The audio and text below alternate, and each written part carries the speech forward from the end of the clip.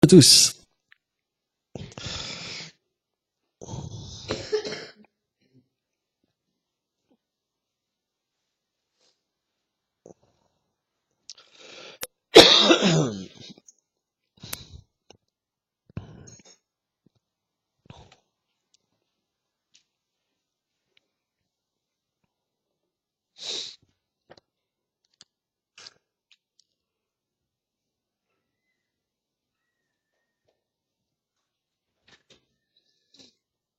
Donc on va lire un passage de la Bhagavad Gita qui explique la nature démoniaque. En fait, dans ce monde matériel, les gens peuvent avoir deux natures, divines ou démoniaques. La Bhagavad Gita explique. Là, vous allez entendre la nature démoniaque. Chapitre 16, verset 6. On va lire plusieurs passages. Tvobatu sagaloke smim devam asura evacham devo vistara proktam asuram patameshunu. Ô fils de Prita, il y a en ce monde deux sortes d'êtres créés, ceux de nature sainte et ceux de nature démoniaque. Les qualités divines ont déjà été longuement décrites. Écoute-moi maintenant te parler de la nature démoniaque. Ceux qui sont démoniaques ne comprennent pas la vertu, ni comment s'abstenir du vice. La propreté, la bonne conduite et la véracité ne peuvent exister en eux. Les êtres de nature démoniaque décrivent le monde comme étant irréel, sans fondement et sans Dieu. Ils disent qu'il est le produit de l'union sexuelle ou qu'il est engendré lui-même. Ils disent aussi qu'il est le résultat de désirs égoïstes. Ces êtres n'ont aucune connaissance de l'existence de l'âme. Ils prennent refuge dans l'athéisme en pensant que leur corps est leur véritable soi, et ils s'engagent dans des actes de violence. Ils sont la personnification de ce qui est de mauvais augure et prennent naissance uniquement pour détruire ce monde. Conduits par d'insatiables désirs et emplis d'hypocrisie, de fierté et d'arrogance, ces êtres de nature démoniaque illusionnés recherchent et désirent sans cesse les objets temporaires. Adonnés à la dépravation, ils s'engagent dans l'adoration de demi-dieux insignifiants. Croyant que le plaisir des sens est le plus haut but de la vie, jusqu'à la mort, ils sont assaillis par un nombre illimité d'anxiétés. Liés par la corde de désirs illimités et continuellement submergés par la concupiscence et la colère, ils s'efforcent d'acquérir la fortune par n'importe quel moyen injuste afin de s'adonner au plaisir sensoriel. Ces êtres démoniaques pensent : aujourd'hui, j'ai déjà obtenu tant de choses, et je comblerai tous mes désirs les plus chers. Tant de fortune m'appartient désormais, et dans le futur, elle augmentera encore et encore. J'ai tué cet ennemi, et je tuerai les autres. Je suis le Seigneur et le bénéficiaire. Je suis parfait, puissant et heureux. Je suis fortuné et de noble naissance. Y a-t-il quelqu'un pour se comparer à moi ? J'accomplirai des sacrifices. Je ferai la charité, et ainsi je jouirai d'une immense bonheur. Fin des paroles. Illusionnés par l'ignorance, ils parlent ainsi. Troublés par de nombreux désirs et de nombreuses anxiétés, pris dans un filet d'illusions et excessivement intoxiqués par le plaisir des sens, ils tombent dans des situations impures et infernales. Complètement imbus de leur personne, arrogants et intoxiqués par le faux prestige engendré par la fortune, ces êtres de nature démoniaque, sans aucune considération des injonctions des Écritures révélées, accomplissent des sacrifices fastueux qui n'ont rien de véritable sacrifice et qui ne le sont que par le nom. Bon bref, il y a une très longue description.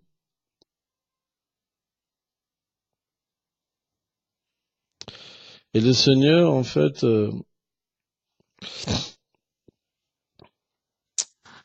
il dit ce verset, Tividam nalakakshedam Valam nashanam atmanam kamakrudam talobas tasmat etatriam tyajet. Il existe trois portes qui conduisent dans une condition infernale. La concupiscence, la colère et l'avidité. Elles causent la destruction de l'âme, il est donc nécessaire de les abandonner complètement. Commentaire. Selon Shilamadhyacharya, les trois portes qui ouvrent une existence infernale sont la concupiscence, la colère et l'avidité. Elles sont la base de toutes les autres caractéristiques que l'on retrouve chez les êtres démoniaques décrites ultérieurement. Elles détruisent toute opportunité pour faire progresser spirituellement une personne. C'est pourquoi elles doivent complètement être abandonnées. Om Agana Timilandasya Ganam Jalam Shalakaya Shakshu Melitam Jena Tasme Shigurave Namao Namaum Vishnu Padayam Grolanga Plestaya Lupini Shibakti Bibuddha Bunete Namine Namaum Vishnu Padayam Grola Plestaya Bhutalim Shlimad Bhakti Plomodaya Poligo Sominamine Namaum Vishnu Padayam Krishna Plestaya Bhutali Shlimati Bhakti Vedanta Swamiti Namine Namaum Vishnu Padaya Krishna Plestaya Bhutali Shlimati Bhakti Lakshaka Shiladevu Swamiti Namine Namaum Vishnu Padaya Krishna Plestaya Bhutali Shlimati Bhakti Siddhanta Saraswati Namine Jai Shibram Malva Sarasvat Sampadaya. Pourquoi ces descriptions sont données? C'est pour nous permettre de réaliser que toutes ces choses finalement sont en nous. Les mauvaises qualités sont en nous. C'est une réalité. Le pouvoir, cette avidité, la concupiscence, le fait de vouloir jouir à la place de Dieu, l'envie, naturellement, ça voile la réalité des êtres. Et ça fait que les uns et les autres sont en désharmonie. Et ça fait qu'on devient coupé de la réalité suprême, qui est au-delà, en fait, de notre vision.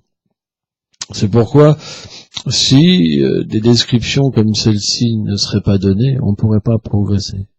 La plupart des gens, ils veulent pas voir leurs défauts. Ils veulent être le meilleur. Donc ils adoptent des philosophies simplement où on leur masse le faux ego. T'es tellement beau, t'es tellement merveilleux, t'es tellement ci, t'es tellement ça. Mais si on est un petit peu sincère et qu'on a envie de progresser, alors on doit comprendre qu'en nous, il y a des choses parfois qui sont terribles. Vraiment terribles. Et on voit finalement cette description, cette peinture, il y a beaucoup de choses qui se retrouvent dans notre cœur, qu'on le veuille ou pas. Parce que cette nature mauvaise est en nous. Et on entend en parler par le Seigneur suprême qui est dans le cœur de tous les êtres et qui connaît très bien la nature démoniaque, parce qu'il accompagne tous les êtres. Parce que cette nature, elle est temporaire. Elle est liée à une personne qui s'identifie avec le corps et qui pense qu'il est le contrôleur suprême et le bénéficiaire suprême. Je suis le bénéficiaire, c'est moi. Alors ça peut être très bien avec un nœud papillon, avec des très belles paroles, tout est parfait. On peut être soi-disant très gentil, tout ça.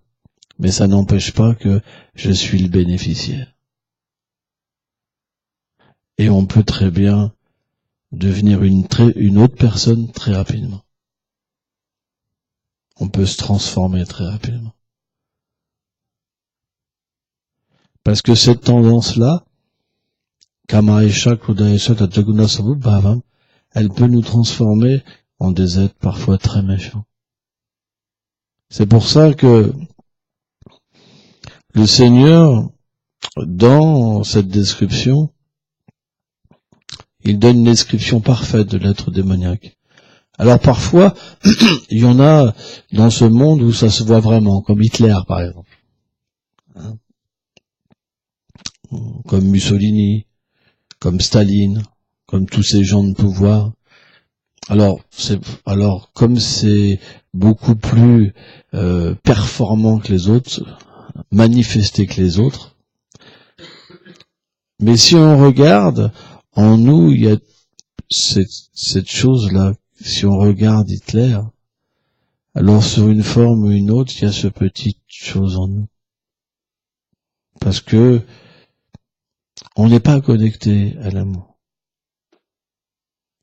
Seul l'amour peut véritablement repousser cette mauvaise mentalité.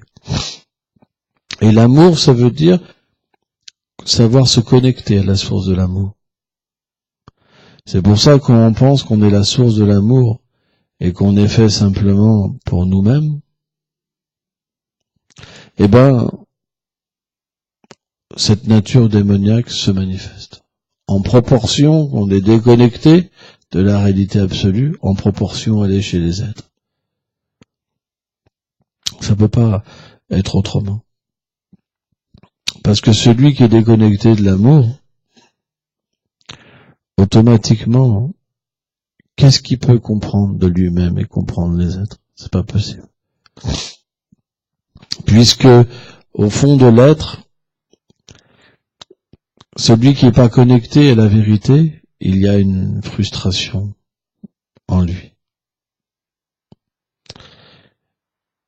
Parce qu'on est fait pour une si grande chose, une si belle chose. On est l'âme, pas le corps. Éventuellement, celui qui est influencé quelque peu par la vertu, il peut trouver une certaine satisfaction dans ce monde. Mais c'est tellement petit. Parce que la maladie viendra et la mort viendra de toute façon. Tout s'arrêtera, c'est juste question de temps. À un moment, l'échec viendra. Tout le monde connaîtra ce moment-là où tout nous échappera. Même la vertu, c'est pas suffisant. Par contre, si quelqu'un s'abandonne au Seigneur suprême, alors il peut comprendre dans ce corps même sa relation éternelle avec le Seigneur. Et c'est ça le but de l'existence.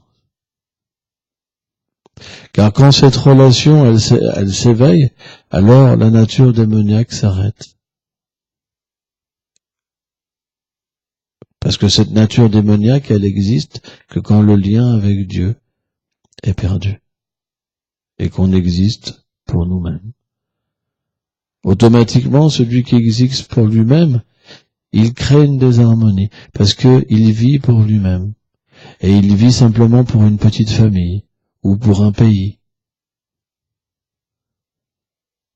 Mais l'harmonie, ça veut dire quoi? Ça veut dire que au centre, il y a Dieu, et que tout tourne autour de Dieu. Parce que tout existe pour lui et par lui.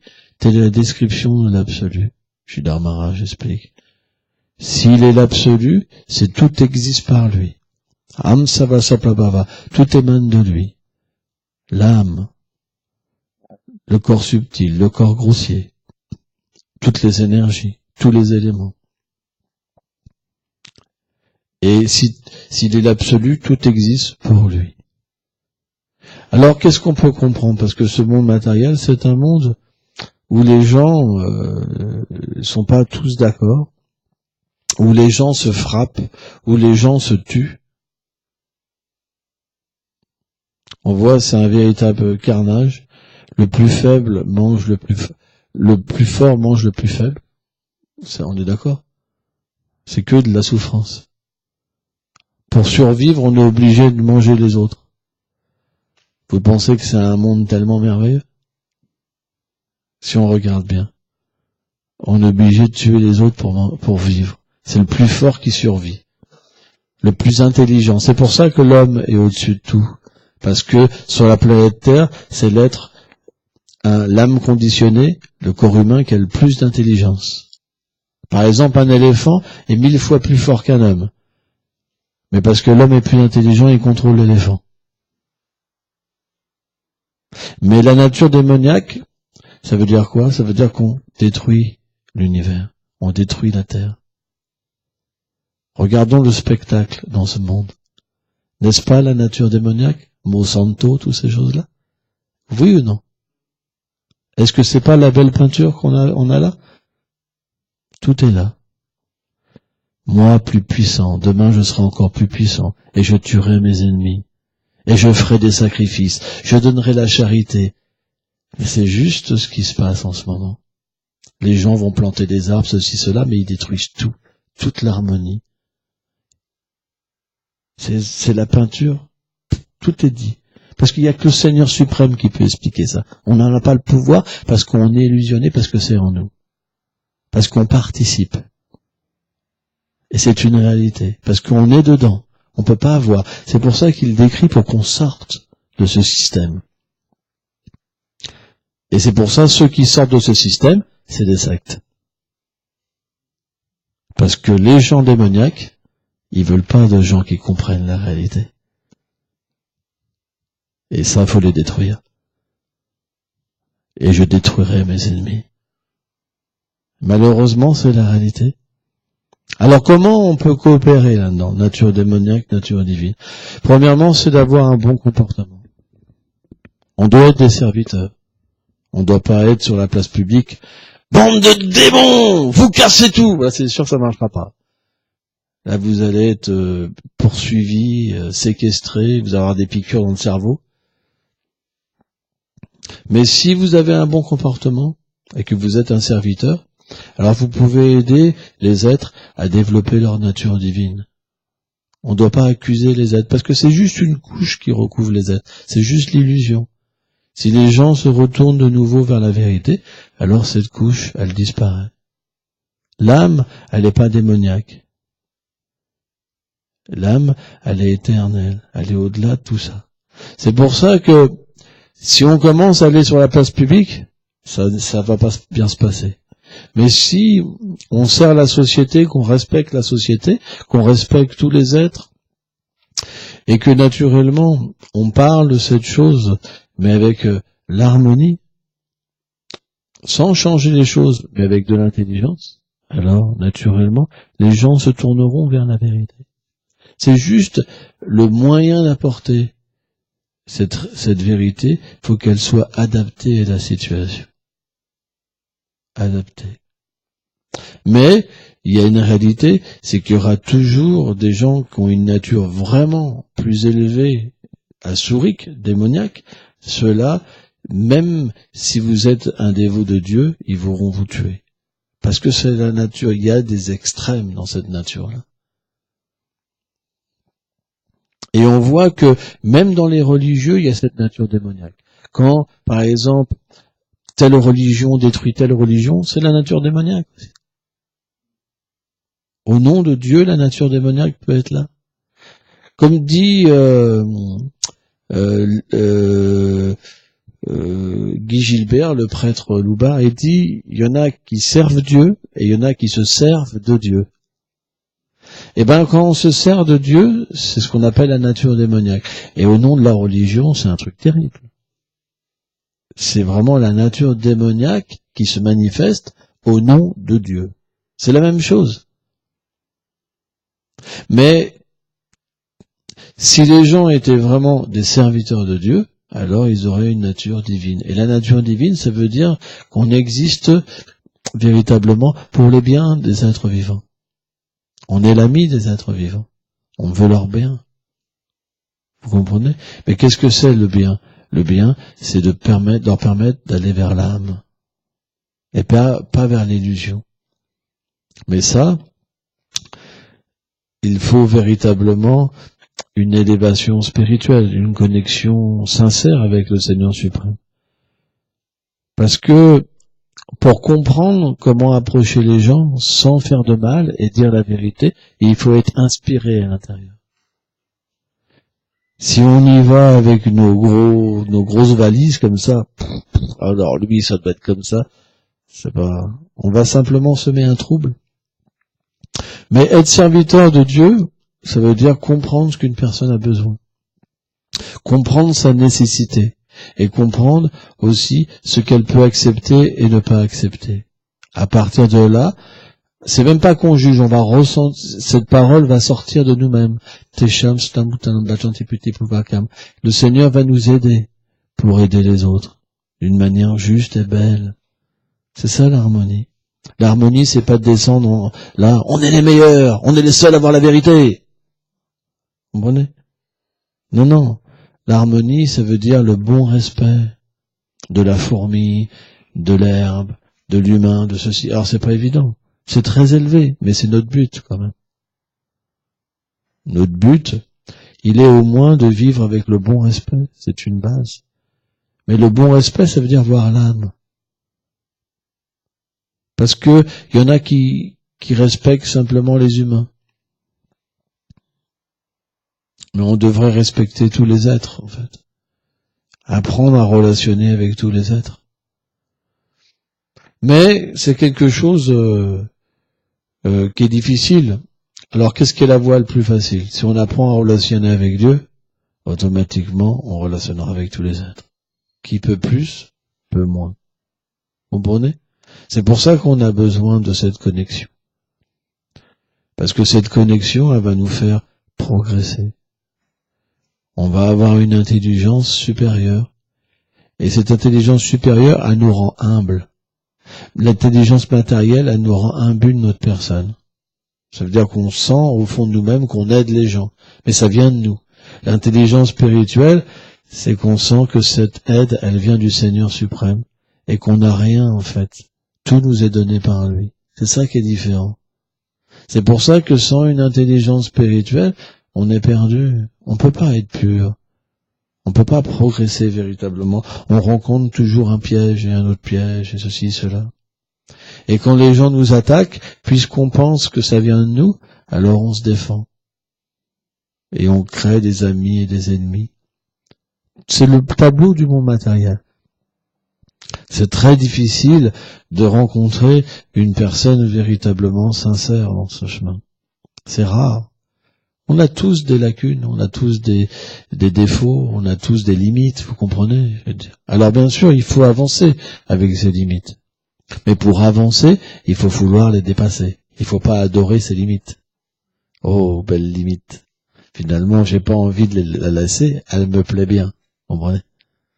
Finalement, je suis pas si mal que ça. C'est vrai. Bon, c'est vrai que j'ai une relation éternelle avec Dieu, mais je suis pas mal quand même. Vous comprenez?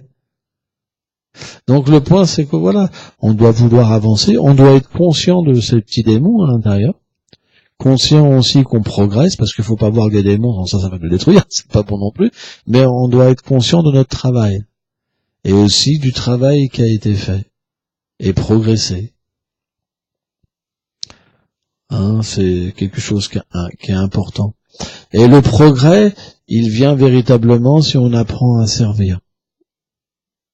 Servir, c'est le meilleur moyen de progresser.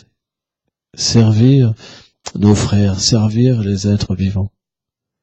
Avec un bon respect, véritablement. On devrait vraiment offrir le respect à chacun. Jamais penser qu'on est supérieur. Mais toujours penser qu'à travers les autres, on peut tellement apprendre. On voit par exemple dans le Srimad Bhagavatam, les saints, ils apprennent des oiseaux. Ils apprennent de toutes les circonstances. Partout, ils voient le gourou, le maître. Parce que le Seigneur, qui est dans notre cœur, peut nous apprendre de toutes les circonstances.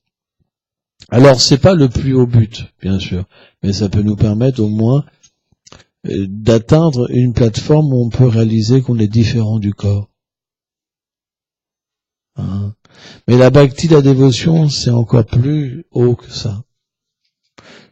Parce que la dévotion, ça veut dire comprendre qui est le Seigneur suprême, comprendre son intimité et comprendre notre place.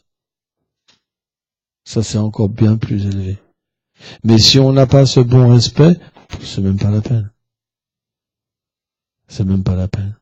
Il faut au moins se comporter comme des êtres humains. Qu'est-ce que c'est un être humain? C'est l'ami des autres êtres. Parce que comme il est le grand frère, parce qu'il a le plus d'intelligence, au lieu de détruire, il devrait aider les autres à s'épanouir. C'est pour ça que on est complètement dans une civilisation démoniaque, parce qu'on détruit tout. C'est de la folie. C'est ce qu'on appelle l'âge de Kali. L'âge de Kali, c'est l'âge où tous les êtres sont embourbés dans cette mentalité-là. Il n'y a pas le choix. Et ce qui se passe, c'est un théâtre vraiment terrible. Là, je voyais par exemple je voyais un petit documentaire sur les Amérindiens,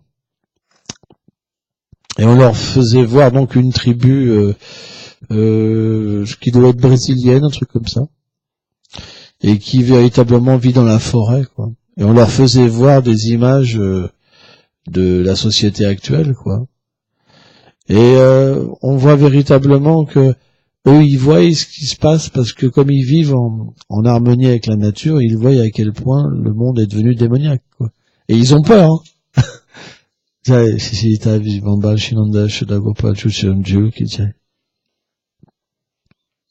Et ils ont peur.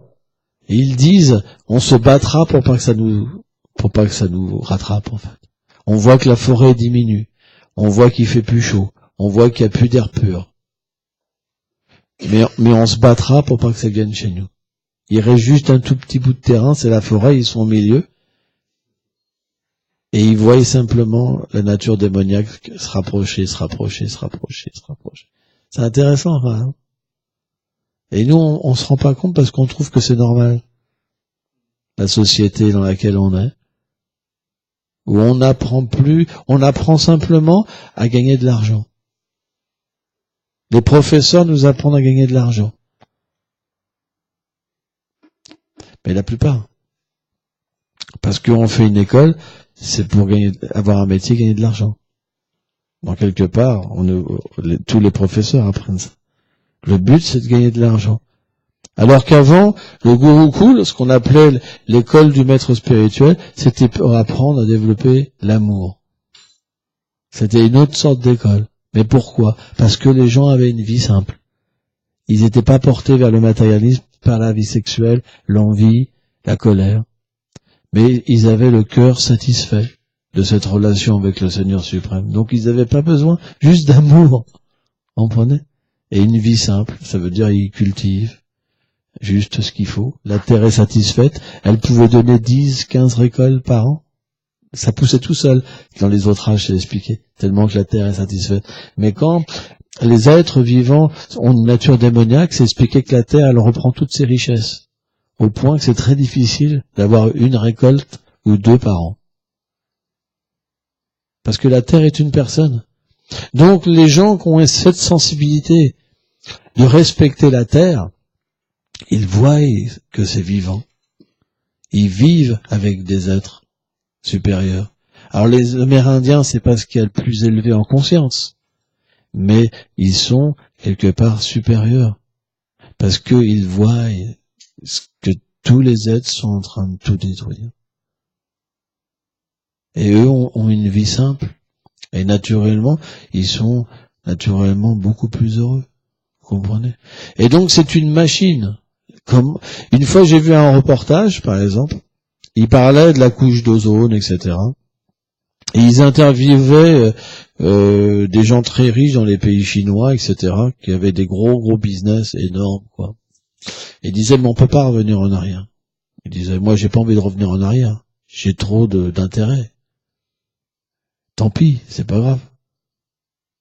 Ça, c'est la nature démoniaque, parce que il y a des intérêts d'argent. Ils peuvent pas revenir en arrière. C'est une machine qui peut pas s'arrêter. Mais à un moment, ça va casser. À un moment, ça cassera. Il faut qu'il y ait un grand boom pour que les gens puissent s'arrêter. Ça peut pas être autrement. Parce que les hypocrites, les fourbes, les démoniaques, ils vont vous dire, la couche d'ozone, le machin, le bidule, mais il y a rien qui se passe. Parce qu'ils peuvent pas arrêter, il y a trop d'intérêt. Ils vendent des armes, des machins, des bidules. En fait, tout le gros bénéfice, c'est que des choses mauvaises.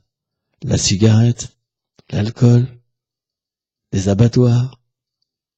C'est la nature démoniaque. Ils font de l'argent avec le mal. Parce qu'ils n'ont pas le choix. C'est leur nature. Ils ont construit un système qui fait que c'est un piège. Et tout le monde est dedans et engrené dedans. Tout le monde est accro à toutes ces choses. Et tout le monde pense qu'on peut pas vivre sans ça. Et dedans, il y a une multitude de gens qui pensent un petit peu différemment, un petit peu mieux, mais ils ont toujours cette nature. Et ils font des manifestations pour arranger le monde. Mais ça, c'est pas possible de pouvoir changer ce monde, parce que ça change un tout petit peu. C'est pas possible. Alors, il y a des alternatives qui se créent. Mais la véritable alternative, elle est au-delà de tout ça, c'est l'âme. C'est la nature divine. C'est pour ça qu'à un moment, les gens retourneront à cette réalité que je suis différent du corps. Parce que quand on pense qu'on est ce corps, on a des besoins qui détruisent. Parce qu'on n'a pas le choix. Parce que l'essence, il demande. La concupiscence demande. La colère demande. L'envie demande. Quand vous avez l'envie, c'est l'exploitation, c'est parti. Il n'y a pas le choix. Il n'y a que quand on a conscience de l'âme que ça s'arrête. C'est pour ça que les sages, ils transmettent le savoir. Et c'est pour ça que les gopis expliquent Tavakatamritam. C'est expliqué, les gopis disent que c'est les plus grands bienfaiteurs. Parce que c'est la seule façon d'harmoniser les religieux, les ceci, les cela, tout le monde ensemble. C'est pour ça que un véritable spiritualiste, il dit, je suis pas hindou, je suis pas musulman, je suis pas chrétien, je suis au-delà de tout ça. Parce que tant qu'on pense qu'on est un hindou, tant qu'on pense qu'on est ceci, on est cela, on n'est pas encore libre de toute cette distinction, duplicité, etc. C'est pour ça qu'on est obligé d'aller vers cette libération de cette nature où on se bat les uns les autres. On n'a pas le choix. Alors bien sûr, c'est l'âge de Kali. L'âge de Kali, c'est comme ça. Mais ça ne veut pas dire parce que tout le monde est comme ça qu'on doit rester comme ça. Hein, il y a un peu cette mentalité des fois, parce que quand on change, les gens parfois nous délaissent. Parce que si tu fumes pas, si tu critiques pas, si tu fais ça, t'es plus intéressant. Mais notre but, il est d'être l'ami des êtres. Donc parfois, il faut faire un sacrifice pour aider les autres. Et aider les autres, ça veut dire s'aider soi-même. Parce que sans aider les autres, on ne peut pas s'aider soi-même. C'est le principe de seva, de service. Aider, ça veut dire que on participe à l'instruction du Seigneur suprême, d'aider les êtres qui souffrent. Les gens souffrent terriblement. Et on peut pas rester sans rien faire non plus. C'est pas possible. C'est pourquoi chacun de nous, à son niveau, il doit participer et aider et élever la conscience des êtres vivants. Échapper graduellement à cette nature démoniaque et aller vers la nature divine. C'est pour ça, le devoir d'un professeur, c'est d'enseigner la nature divine. Le devoir d'un parent, c'est d'enseigner la nature divine. Le devoir d'un gourou, c'est d'enseigner la nature divine, etc., etc. Parce qu'on a une responsabilité. On a un impact sur les gens. Ce qu'on est, ça influence. C'est pour ça que le Seigneur Rishabhadeva, il dit, on ne devrait pas prendre cette position si on n'est pas conscient. Parce que sans ça, qu'est-ce qu'on donne? On donne cette nature démoniaque aux êtres vivants. Et c'est vrai. C'est comme une boule de neige. Si on est dans cette nature démoniaque et on a des enfants, eh ben on leur transmet cette nature démoniaque. Finalement, si on regarde bien, on prend les qualités et les défauts des gens avec qui on est associé. Il y a le fameux verset il y a ce fameux dicton qui dit, dis-moi qui tu fréquentes, je te dirai qui tu es. C'est la preuve. Donc automatiquement, si on côtoie et on donne notre cœur à la nature démoniaque, aux gens qui ont cette nature-là, on la contracte. De la même manière, si on s'associe avec des gens qui ont cette nature divine, alors on la contracte. C'est pour ça que l'association, ça reste quand même la base la plus importante dans notre vie. On doit rechercher une bonne association et progresser. Progrès, ça veut dire véritablement comprendre l'âme et pas comprendre une situation qui va nous séparer des uns et des autres. On doit comprendre l'âme pour comprendre les êtres, pour accepter la vérité chez les êtres. Ça ne veut pas dire qu'on accepte ce qui est faux chez les êtres, mais on voit la vérité. Si on voit la vérité, même les choses pas bonnes